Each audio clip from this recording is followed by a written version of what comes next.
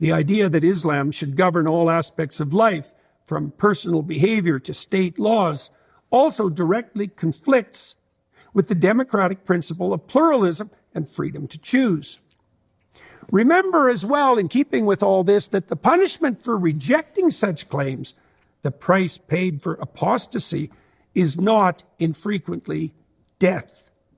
There is no manner in which any of this self-evidently aligns with the West. Thank you. Yeah. Penalty is frequently death for apostasy in Islam, correct. And, Jordan, this goes back to Muhammad himself, according to their sources. So just know that what you see as the problem here goes back to Muhammad. It's built into the religion. So when you have people who don't do that, it's not that they're having a better view of God. They're just not they're not following it. They're not following it. And it's good that they're not following it. But it's not like, oh, thugs have hijacked this and they say there's a death penalty for apostasy. That position was by the original thug of Islam, Muhammad. Principles of freedom of thought, religion, and expression. It therefore seems incumbent on those who believe that such commensurability exists to prove that it does. Did you catch that? Guys, he's making awesome points here. He just said, if you have an ideology that says you have to be executed for changing your mind about the ideology, and we believe in freedom of religion and freedom of expression, meaning if you decide you want to believe something else, you're free to do so. If you believe you're free to change your mind, and they say, no, changing your mind is a death sentence, those don't seem to go together. They don't seem to fit well together. And therefore, what he just said here, therefore, if you're one of the people, one of the educated elite, or one of the politicians, or one of the journalists that say, no, Islam fits perfectly into the West, you need to show how the burden of proof is on you to show that death for apostasy can go together with freedom of expression, freedom of religion. Show how that works. You show it before you start bringing in millions of people. Show how that works. Give us an idea of how this is working in your mind and how it can actually work in the world. Because an idiot can see that those things don't go together. So if you think we're wrong, show us. And of course, they never do. They just try to silence you and they throw you in prison. No, they're not idiots. That's why they don't see it. Mm-hmm. Particularly given the aforementioned statistical difference between Muslim and Christian majority societies.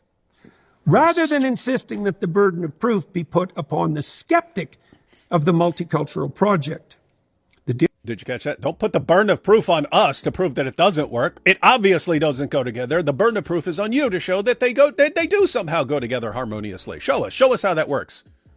Difference between the societies under consideration, bad as it is in general, is clearly worse for women. Traditional Islamic jurisprudence assigns very different rights and roles to men and women.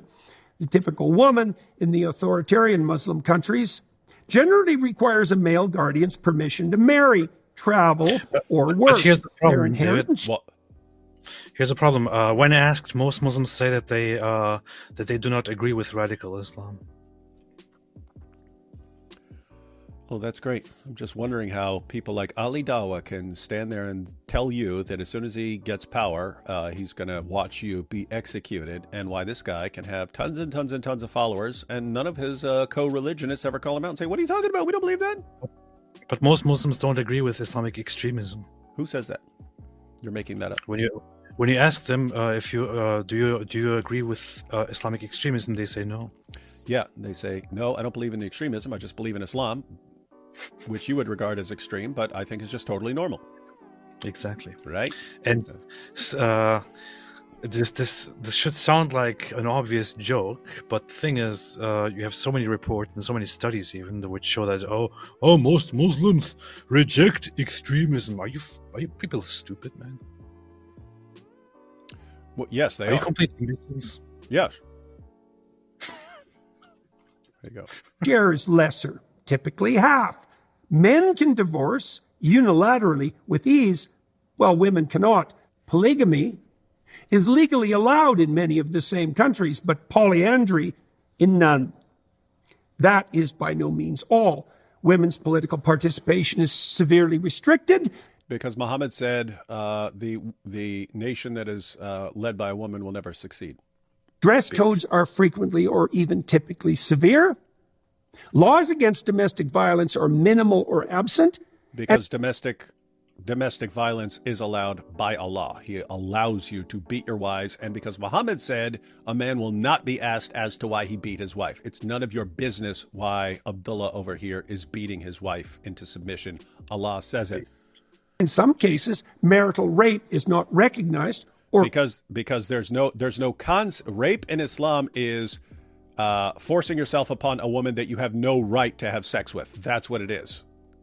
Yeah, we've seen the clips of mullahs who are totally confused by the very idea that a man could rape his. What are you talking about? What are you talking about? How can someone rape your wife? How can you rape your wife? You remember that clip, right? Yeah. Criminalized. Access to education and employment is restricted or absent, and women have limited control over their reproductive choices. The judicial system also operates in ways severely biased against women, with their testimonies often valued at less than men's. Because Muhammad said the testimony of a woman is worth half the testimony of a man. Everything you're pointing out about problems in Muslim societies goes back to Muhammad. And that's the issue, ladies and gentlemen, that we've got all these problems in the Muslim world, and because the elites will not allow the very idea of looking into the Muslim sources for where these problems come from, they have the mindset of, at the end of the day, all people are just like us and share the same values. They say, what do they think? They think all the problems in these Muslim countries are because of bad governments or because of past colonialism. And therefore, let's just bring the people in. What are they bringing in? Islamic ideas, which are the very ideas that lead to the problems in these countries. How is this difficult? What are we saying that a 6-year-old could not understand? And yet the supposedly smartest and most powerful people among us can't get it at all. But don't all religions have their problems? All religions have their problems, so Islam doesn't, you see. Their access to justice. Most Muslims don't carry out terrorist attacks, so what's the problem? Yeah, most Muslims don't do it, so you see, there's no problem. Impeded. If those who inhabit such countries cannot treat their own mothers, wives, and daughters equally, then their track record for tolerating others, including anyone who does not share their attitudes, religious and otherwise, is unlikely to be good. Guys, you catch that? If this is how this guy will treat his own wife, just beat the crap out of her, can grape her, whatever he wants, no problem. What do you think he thinks of the non-Muslim girl over there? They've shown you what they think about the non-Muslim. They've shown you the level of contempt they have, and you still don't get it because that's how stupid you are. But what about the Westboro Baptist Church? I don't know. Yeah, well, you bring up a valid point. What about the Westboro Baptist guys? Gangs point to this terrible fact. There we go. The testimony from the trials indicates a common and obvious disregard, to put it mildly, for the women concerned. Why? Are we to assume that no cultural reasons whatsoever are relevant? Is the possibility that claimed religious belief is involved, however false that claim might be, is simply to be taken off the table? What explanation? That's what I mean. It may be false. It may be false that this has something to do with religion. These are my issues here. He's recognizing the problems and recognizing the dangerous levels of ideas you have, one in the countries and among the people. He still seems to be open to the idea that this isn't actually part of Islam and that it's just been hijacked at some point. That would be the main concern. With that said, he's light years ahead of where he was a couple of years ago. But so we have. He's still kind of naive about the whole thing. Mm-hmm. Are then left the culpability of host society and victim. That seems to be the tack that we have taken. And that's not so good for us, particularly if we're wrong, and certainly does nothing for the young women involved, except. Guys, did you catch that? He's saying, so what do we pin this on? What do we pin these problems on and so on? Oh, is it because we're going to blame, because of past colonialism and so on, blah, blah, blah. That's the source of it. And if we just keep doing what we're doing, then we'll eventually fix the problem and so on. Saying, what if you're wrong about that? What if you're wrong about what the actual explanation is? That's what I mean. That's what I mean. It's like a big gamble. It's like they're tossing some dice based on complete ignorance. Right? It's like, hey, we think this is the source of the problem and that this is how we'll fix it. It's like, okay, all the evidence shows that you're completely wrong, and you're gambling. You're tossing these dice on your entire civilization. And if you're wrong, which you are, it's your you've just destroyed your civilization, and you're willing to gamble like that. That's insane. Blame them and continue to fail in their protection. And there's more with regards to differential vulnerability in relationship to the presumed niceties of the multicultural project. It's an axiom of both psychology and biology that a relationship exists between status or social standing and vulnerability. Animals lower in hierarchical positioning have less opportunity and they suffer more. And exactly the same thing holds for human beings.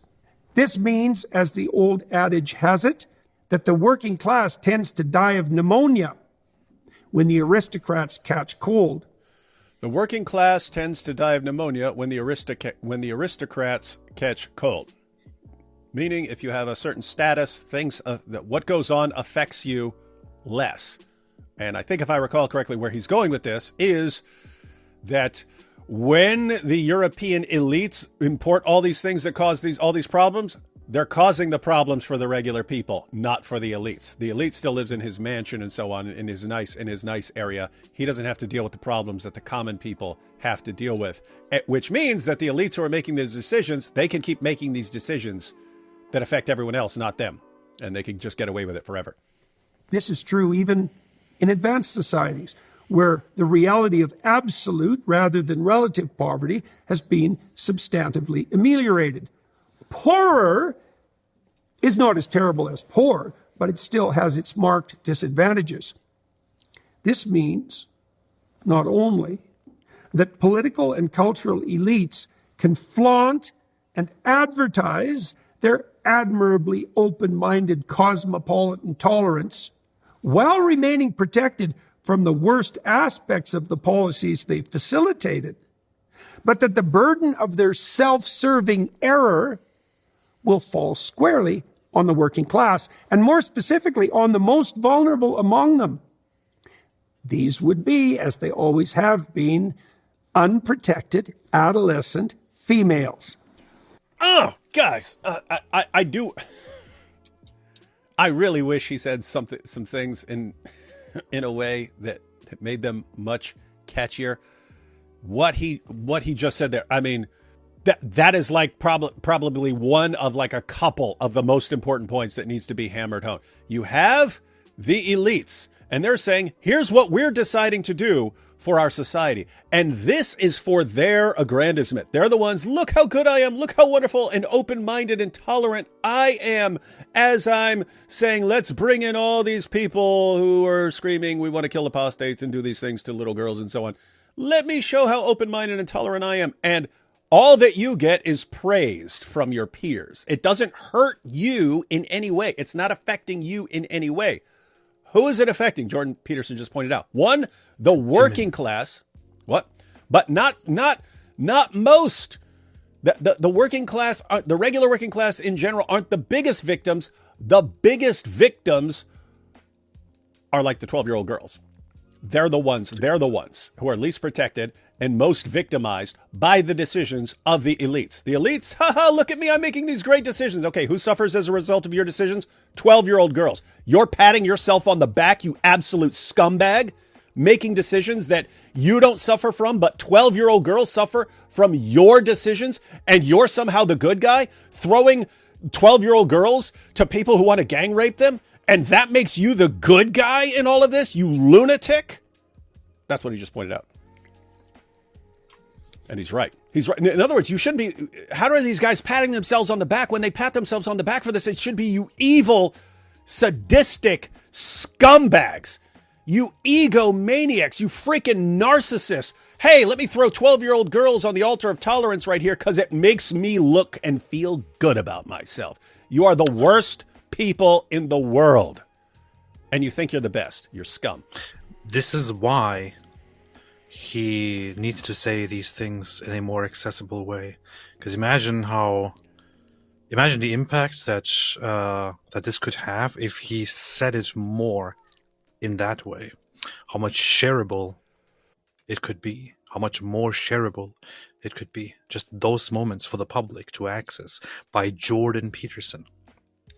This is why somebody should talk to him, and maybe he should rephrase these. Maybe he should do a thing like, here is my speech, and here is the clear version of it, or the accessible version of it.